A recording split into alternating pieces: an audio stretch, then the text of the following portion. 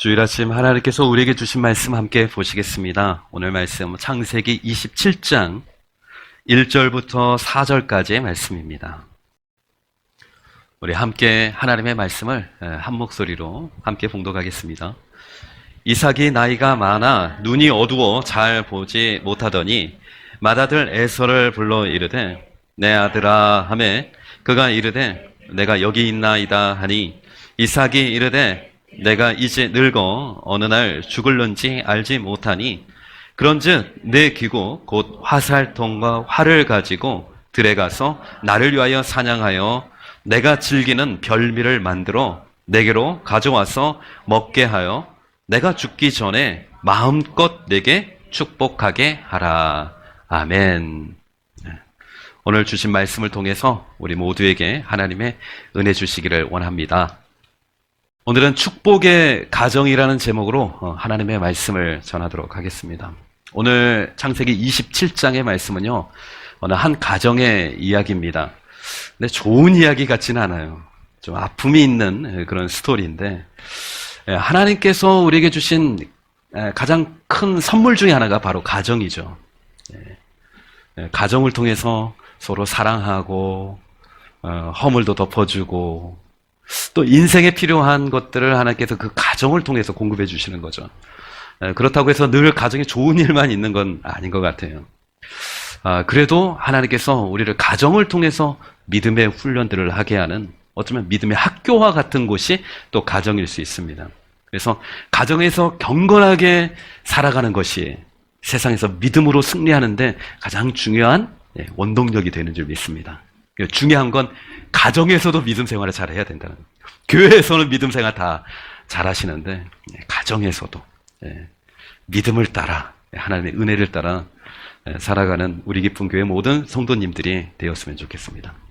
오늘은 창세기 37장의 전체적인 내용의 스토리를 좀 설명하고 난 다음에 우리 가정을 향한 하나님의 메시지가 뭔가, 축복의 가정, 하나님께서 기뻐하시는 그 가정의 모습은 어떤 가정인가, 오늘 그것을 좀 나누고자 합니다. 오늘 이야기는 이삭의 가정에서 나오는 이야기인데요. 이삭에 대해서 여러분들 아십니까? 그 아버지는 아브라함이에요. 아브라함이, 믿음의 조상 아브라함이 몇 살 때 낳은 아들이 이삭입니까?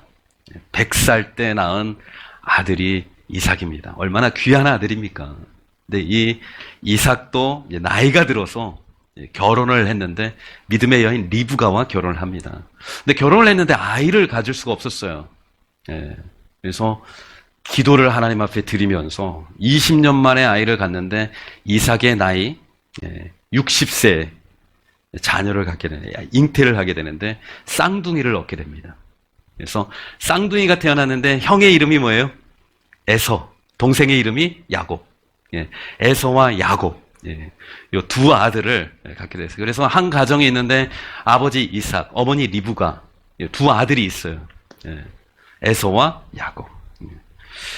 이 가정의 이야기인데 이 가정의 문제는 아버지 이삭은 누구를 좋아해요? 큰아들 에서를 좋아하는 거예요. 근데 어머니는 누구를 또 좋아해요? 어머니는 누구를 또 편애하냐면 그 막내, 둘째, 야곱을 또 좋아하는 겁니다. 그래서 오늘 본문 짧게 보았지만요.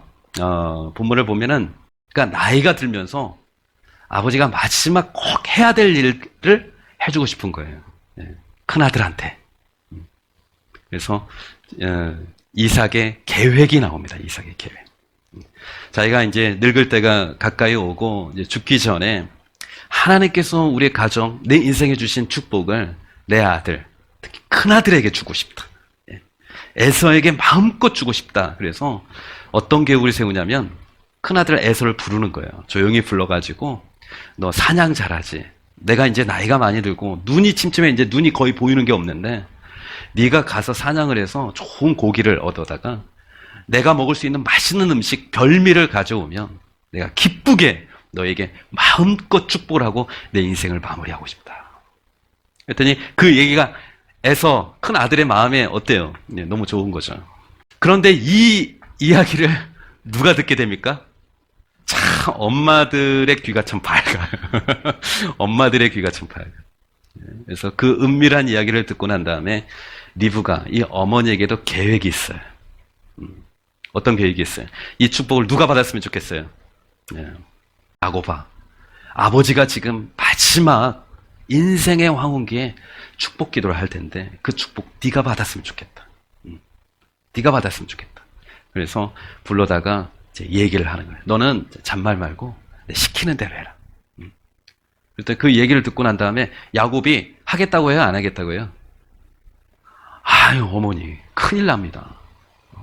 저 아무리 쌍둥이라고 해도 아버지가 아무리 늙어 눈이 지금 보이지 않는다 하더라도 어떻게 자식을 못 알아보겠습니까?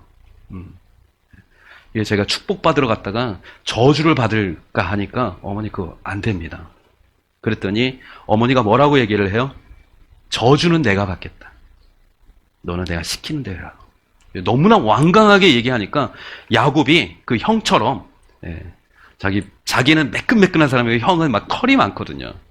그래서 털을 이렇게 붙이고 형의 옷을 입고 아버지 앞에 떨리는 마음으로 이제 가는 거예요. 아버지가 알아봐요, 못 알아봐요?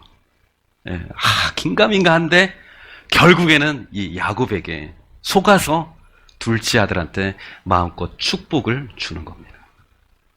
그래서 하나님의 그 귀한 축복의 메시지를 이 야곱이 아버지를 속여서 가로채고 밖으로 나왔어요. 얼마나 마음이 떨렸겠어요. 근데 너무나 드라마틱하게도 나오니까 누가 와요? 사냥 갔던 형이 딱 들어오는 거예요. 너무나 기쁜 마음으로 막 요리를 해가지고 아버지 방에 딱 들어갑니다. 아버지, 드디어 제가 왔습니다. 이 음식을 드시고 저를 마음껏 축복해 주십시오. 아버지의 축복을 내가 사모합니다. 그랬더니 아버지 이삭이 깜짝 놀라는 거예요. 내가 방금 축복을 한 그 사람은 누구니?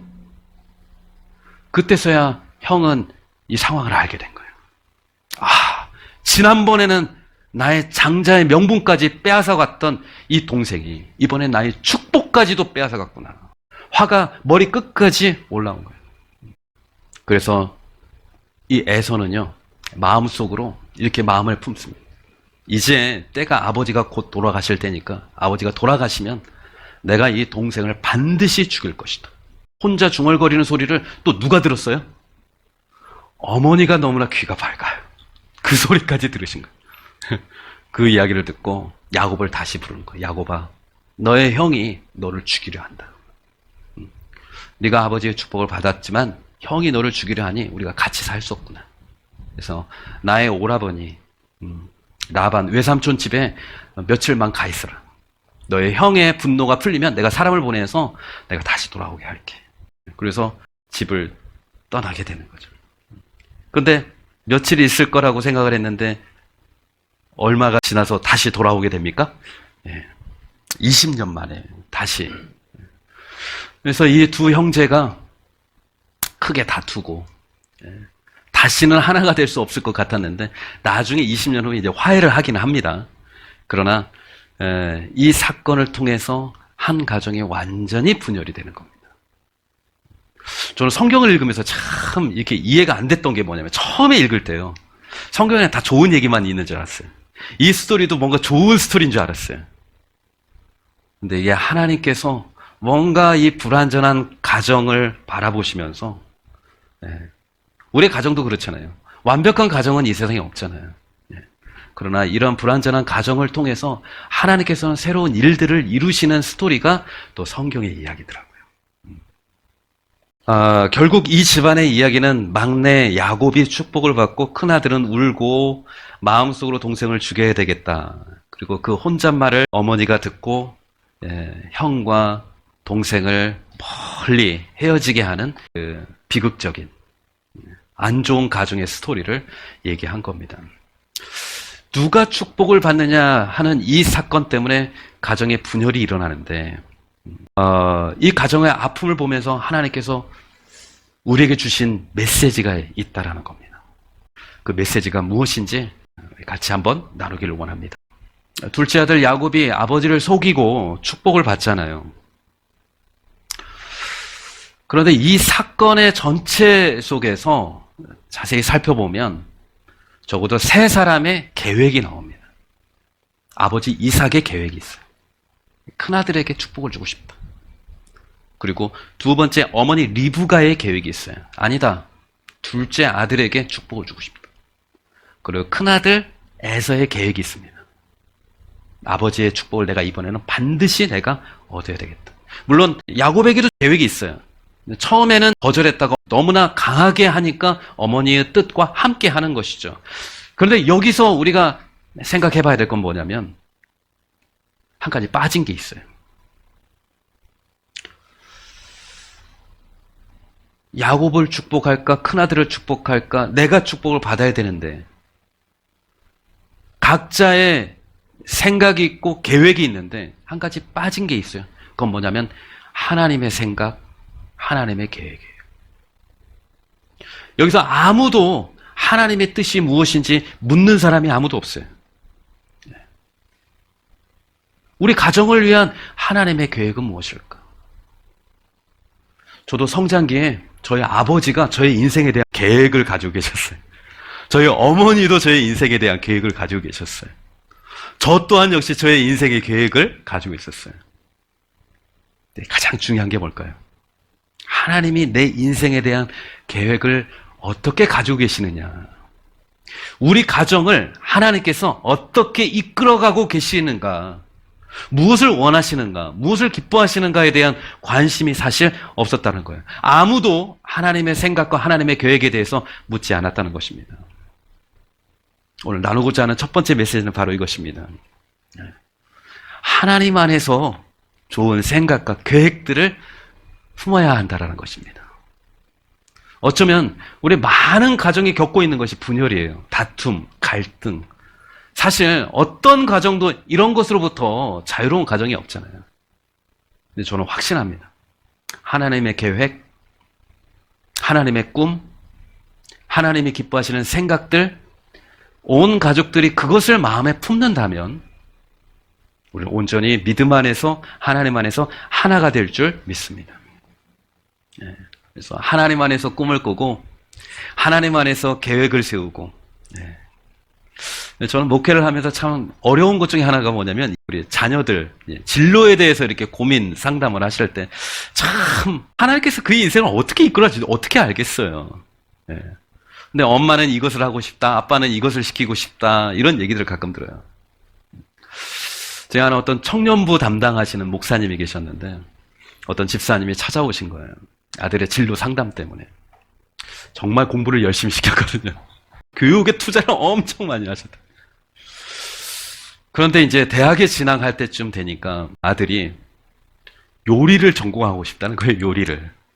근데 아버지는 믿음이 없으신데 엄마는 믿음이 좀 있어요. 교회를 잘 나오시고 믿음으로 키우고 싶어 하시는데 아버지가 그렇게 반대를 하신다는 거예요. 근데 사실 자신도 요리를 해서 뭐 할까 싶은 거예요. 그래서 그 청년부 목사님이 설득을 해달라고 이제 찾아오신 거예요. 그래서 이제 청년부 목사님이 그 이제 학생을 만났는데, 넌 도대체 왜 요리를 배우지 않느냐? 그래서 자기는 셰프가 되고 싶다는, 유명한 셰프가 되고 싶다는. 그래서 사실은 자기가 중학교 수련회 때 은혜를 받았는데, 자기가 어떻게든지 선교사는 될 수 없지만 선교의 꿈을 가지게 됐다고 그렇게 고백을 하면서 제가 셰프가 돼서 중동 지역에 아랍권 이슬람 지역에 있는 좋은 식당, 호텔 거기에 취직을 해가지고 돈도 벌고 마음껏 선교도 하고 복음도 하고 싶다는 얘기예요. 청년부 목사님이 그 얘기를 듣고 엄마 말이 맞은 것 같아요? 아니면 아들 말이 맞는 것 같아요? 야, 정말 대단하다. 귀하다.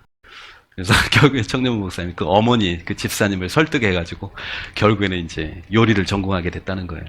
그래서 이제 몇 년 후에 이제 한국에서 좋은 호텔에 이제 취직했다는 소식을 듣고 그 청년부 목사님이 이렇게 물었대요. 너 아직도 진짜 중동 지역에 가서 선교하고 싶냐? 그랬더니 목사님, 저는 중동에 갈 기회만 생기면 갈 겁니다.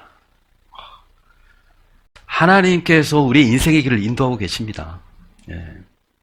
하나님께서 주신 꿈이 우리 가운데 임하면 우리의 생각, 우리의 계획을 어떠한 좋은 계획이라도 그 하나님의 꿈이 이기게 될 줄 믿습니다. 제가 확신하는 건 뭐냐면 우리가 아무리 인생에 좋은 계획을 가지고 있다 하더라도 내 계획대로 잘 안 된다는 겁니다. 내 뜻대로 잘 안 된다는 거예요.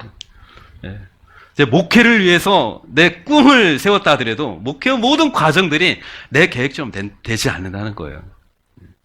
하나님께서 내 인생의 길을 인도하시고 내 마음속에 감동을 주시고 은혜를 주시면 그렇게 간다라는 거예요. 우리가 잘 아는 말씀 있죠. 잠언 16장 9절 말씀. 사람이 마음으로 그 길을 계획할지라도 그 걸음을 인도하시는 이는 여호와시니라. 우리가 너무나 잘 아는 말씀이잖아요. 우리 인생의 길을 누가 인도하신다고요? 하나님께서 인도하신다. 하나님께서 인도하신다. 우리가 아무리 좋은 계획을 가지고 있어도 모세에게도 계획이 있었잖아요. 그 민족을 구원시키고자 하는. 근데 하나님의 계획이 모세의 계획을 이기게 된다는 거예요. 하나님께서 온 땅에 있는 죄인들을 구원하시고자 하는 계획을 가지고 있어도 하나님께서는 하나님의 방식대로 백성들을 구원하신다는 거예요. 우리가 가지고 있는 어떤 계획이 있다 하더라도 그 계획을 하나님이 주신 그 뜻, 하나님이 주신 감동으로 받아들여서 그것을 끝까지 품고 순종하며 살아가는 우리 자녀들, 또 우리 인생이 되었으면 좋겠습니다. 축복의 가정, 하나님의 복이 임하는 가정, 어떤 가정인가? 하나님의 계획을 가지고 있는 가정이 복된 가정입니다. 하나님의 꿈을 가지고 있는 가정이 가장 복된 가정입니다. 그 하나님의 꿈을 우리가 소유하고 그 꿈을 이루게 해달라고 기도하는 그런 믿음의 가정 되시기를 주님의 이름으로 축복합니다. 두 번째, 저는 이제 리브가 어머니를 통해서 배울 게 있다고 생각하는데요. 자기가 사랑하는 둘째 야곱을 축복해주고 싶은 이유가 사실 있었어요. 아주 성경적인 이유가 있었는데, 창세기 25장 23절 말씀. 이거 한번 띄워주세요. 창세기 25장 23절 말씀. 이게요, 리브가 어머니가 임신했을 때예요. 아이가 없다가 쌍둥이가 이제 임신을 하고 있을 때 아이를 출산하기 전에 하나님께서 들려주신 말씀이에요. 같이 한번 읽겠습니다. 여호와께서 그에게 이르시되 두 국민이 내 태중에 있구나. 두 민족이 내 복중에서부터 나누이리라. 이 족속이 저 족속보다 강하겠고 큰 자가 어린 자를 섬기리라. 아멘. 하나님께서 태중에 있는 아이의 인생에 대해서 얘기를 해주는데 쌍둥이가 태어날 거라는 거예요. 하나는 육신과 세상을 쫓아 살아가는 인생이 될 거고 하나는 하나님을 따를 것이다 라는 얘기를 해주는 거예요. 두 민족이 복중에 있는데 나눌 것이다. 하나가 될 수 없을 것이다. 그러나 이 족속이 다른 족속보다 강할 것이다 하면서 큰 자가 어린 자를 섬길 것이다. 어린 자가 더 강하다는 얘기예요. 어린 자가 큰 아들이 아니라 둘째 아들이 더 번성하고 축복을 받을 것이다 라고 말을 들은 거예요. 하나님의 축복은 어디에 있다는 거예요? 동생에게 있다는 거예요. 이 어머니는 이 아이를 잉태했을 때 이 들려줬던 하나님의 음성을 잊을 수가 없는 겁니다. 그러니까 누구를 더 사랑했던 거예요? 둘째 야곱을 더 사랑했던 거예요. 큰 자가 동생 야곱을 섬기리라. 동생이 더 큰 자가 될 것이다 라는 말씀을 받고 난 다음에 이 언약의 말씀이 이루어져야 되는데 리브가가 생각할 때는 아버지는 남편을 누구를 더 좋아하는 거예요? 큰아들을 더 좋아하는 거예요. 하나님의 약속, 하나님의 언약은 이 둘째 아들에게 있는데 이 이삭은 누구에게 마음이 가 있는 거예요? 큰아들에게 가 있는 거예요. 그리고 죽기 전에 마지막 순간에 이제 큰아들에게 축복을 하려고 하는 거예요. 이 어머니 리브가는요, 하나님의 약속 언약을 붙들고 있었어요. 분명히 하나님의 일을 알고 있었어요. 근데 하나님의 일은 하나님의 방법대로 방식대로 이루어져 간다라는 것을 알았어야 돼요. 하나님이 주신 말씀은 믿고 있었는데 그 일을 이루어 가실 하나님에 대해서는 믿을 수가 없었어요. 말씀은 믿는데 그 말씀을 이룰 하나님에 대한 신뢰가 없었다는 거예요. 리브가의 문제가 뭐예요? 하나님 주신 꿈, 하나님이 주신 계획, 그것은 믿어요. 그런데 그 꿈, 그 계획을 이루어갈 하나님을 믿지 못하는 거예요. 신뢰하지 못하는 거예요. 그러니까 자기가 그 하나님의 일을 이루어버리려고 하는 겁니다. 하나님의 방법이 아니라 자신의 방법대로. 저는 두 번째, 리브가를 통해서 우리 가정의 기도 제목을 받았어요. 그건 뭐냐면, 하나님, 하나 되는 가정이 중요한데, 하나님 안에서 하나 되는 가정이 중요한데, 그 하나 된 가정이 되기 위해서, 하나님, 우리 가정에 거짓이 있어서는 안 됩니다. 거짓이 자리를 잡아서는 안 됩니다. 하나님, 우리 가정에 서로서로의 관계 속에 진실함이 있는 가정이 되게 해주십시오.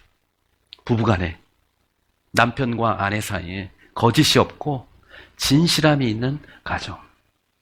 형제와 형제 간에, 부모와 자녀 간에 거짓이 없는 진실함이 있는 그런 가정이 되게 해주십시오. 왜냐하면 거짓은 또 다른 문제를 낳기 때문에. 리브가는 인간적인 방법을 통해서 자기가 얻고자 하는 것을 얻긴 했어요. 그런데 더 중요한 것을 잃어버렸다는 거예요.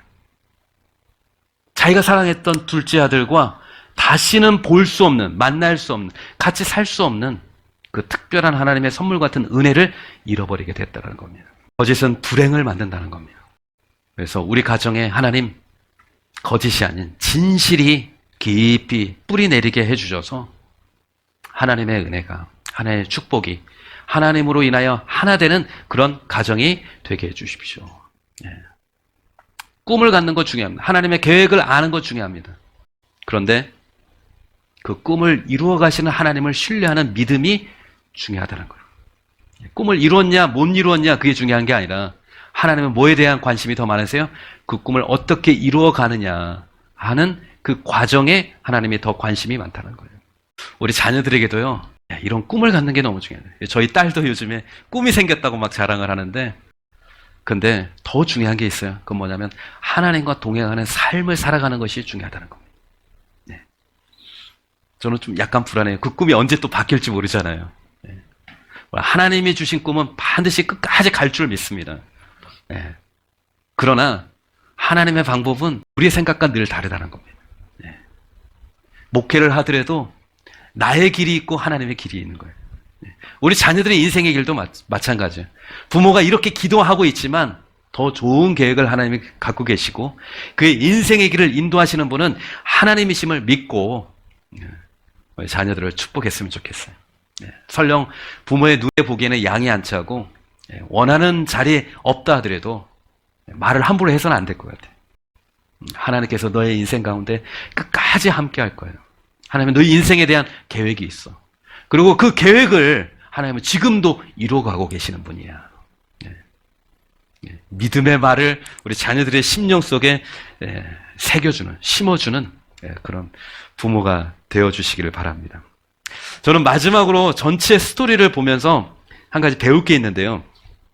중요한 건 뭐냐면 결과도 중요한데 방법이 중요하다 이런 거잖아요. 리브가가 뜻은 좋았는데 그 과정이 속이고 교활하고 그래서 더 비극적인 사건이 일어났다는 거 아니에요. 저는 그런 생각을 해봐요. 이 어머니 리브가가 사실 하나님이 주신 말씀이 있었잖아요. 그 말씀을 남편과 함께 나누었으면 어땠을까? 이렇게 할 수는 없었을까요? 여보, 내가 임신했을 때 당신도 알잖아. 하나님이 그때 나에게 이런 마음 주셨잖아요. 큰 자가 작은 자를 섬긴다. 나는 그 이야기를, 그 하나님의 음성을 잊을 수가 없어. 하나님의 뜻이 어디 있는지 우리 다시 한번 기도해보자. 저 녀석이 둘째 야곱 당신의 성에 안 차. 마음에 안 들어. 지금은 철이 없어서 그렇지만 우리 하나님의 뜻이 어디에 있는지 누구에게 있는지 한번 우리 기도 한번 해봅시다. 하나님은 지금 누구를 축복하고 계시는지. 네. 그런데 성경에는 이런 내용이 없어요. 리브가는 어쩌면 남편과 하나가 되어서 같이 기도할 생각을 못했던 거예요. 여러분, 하나님의 믿음의 가정을 세우기 위해서 중요한 게 여기 있다고 생각합니다. 네. 뭐예요? 가정이 기도하는 가정이 되는 거예요. 저는 지금 목사가 됐는데도 불구하고요, 집에서 기도한다면, 가정을 위해서 기도한다면 조금 좀 서먹서먹해요. 네. 그러나 여러분, 기도가 자연스러운 사람이 되시길 바랍니다. 네. 자녀를 위해서 기도하는 것도요, 편안하고 자연스럽게. 저는 가끔씩 어떤 성도님으로부터 전화가 오잖아요. 근데 이 상황에 대해서 내가 기도해주고 싶다는 마음이 생겼는데 갈등을 해요. 기도를 할까 말까.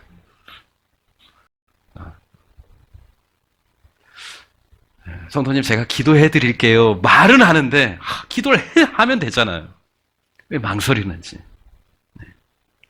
남편과 아내가 하나가 돼서 기도를 할까 말까 망설이지 마시고, 그런 마음을 주셨다면 기도하십시오. 이번 한 주 동안 우리 가정이 기도하는 가정이 되는 은혜가 있기를 바랍니다. 하나님이 가장 기뻐하시는 가정을 만드는 데 있어서 가장 중요한 게 뭐냐 묻는다면 단연코 기도인 것 같아요. 기도. 자연스러운 기도. 자연스러운 기도. 그래서 기도는 호흡이라고 하잖아요. 호흡을 하면서 부자연스러운 사람이 어디 있겠어요? 우리는 무의식적으로 다 호흡을 하잖아요. 자면서도 호흡을 하잖아요. 근데 이런 것처럼 기도가 우리의 호흡처럼 너무나 이렇게 자연스럽게 될 수만 있다면, 우리 가정에 어려운 일이 있어도, 힘든 일이 있어도, 갈등하고 다툴 만한 일이 있어도 믿음의 가정으로 아름답게 세워지게 될 줄 믿습니다. 어떤 가정도 완전한 가정이 없어요. 성경에 저는 야곱의 스토리를 이제 다음 주, 다다음 주 계속해서 이제 말씀을 나눌 텐데요. 야곱은 누구도 존경의 대상으로 생각하는 분이 별로 없어요. 야곱은 어쩌면 우리 자신의 모습을 보여주는 성경의 인물인 것 같아요. 야곱의 가정도 완전한 가정이 아니잖아요. 우리의 가정과 가장 흡사한 가정이에요. 그래서 우리 가정을 다시 한번 바라보며 그 가정 속에 하나님께서 주시는 그런 야곱의 인생 속에 베푸시는 하나님의 은혜가 뭔지를 같이 나누는 기간이 되었으면 좋겠습니다. 우리 가정 불완전합니다. 그러나 하나님이 함께 하시면 우리 가정에 놀라운 축복과 소망이 있는 줄 믿습니다. 시편 127편 마지막으로 한번 이 말씀 같이 한번 읽었으면 좋겠습니다. 여호와께서 집을 세우지 아니하시면 세우는 자의 수고가 헛되며 여호와께서 성을 지키지 아니하시면 파수꾼의 깨어있음이 헛되도다. 아멘. 아무리 뛰어나고 아무리 열심히 우리가 노력한다 해도 하나님이 우리와 함께하지 않으면 우리 가정에 은혜와 복과 축복은 기대할 수 없어요. 하나님이 우리와 함께 하실 때 우리의 인생의 길, 우리의 가정을 아름답게 세워주실 줄 믿습니다. 이 시간 우리 함께 찬양하면서 한 주간을